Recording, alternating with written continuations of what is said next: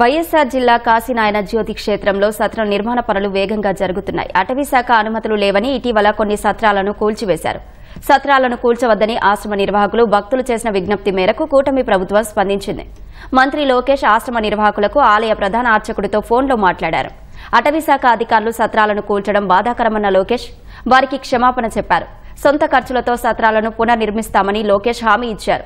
భక్తుల రాకపోకలకు ఇబ్బందులు లేకుండా బస్సు సౌకర్యాన్ని కూడా పునరుద్దరించారు. సత్రాల నిర్మాణ పనులు కూడా వేగంగా జరుగుతున్నాయి.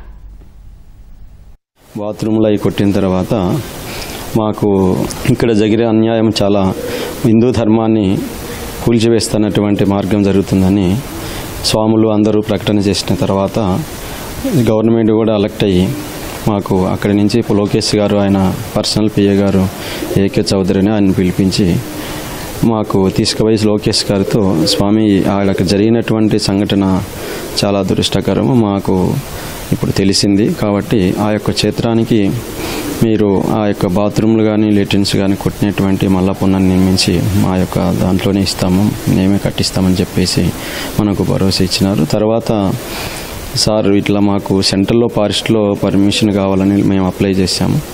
అక్కడ కూడా మీరు రికమెండ్ చేయండి అని చెప్పేసి కూడా మేము అడిగినాము. దానికి కూడా ఆయన స్పందించారు. మీకు జ్యోతి క్షేత్రంలో ఇప్పుడు నుంచే అటువంటిది ఏమి జరగదు, మీకు ఎటువంటి ఇబ్బంది కలగనీయకుండా చేసామో అది భరోసా అని ఆయన మనకు ఫోన్లో తెలిపాడు.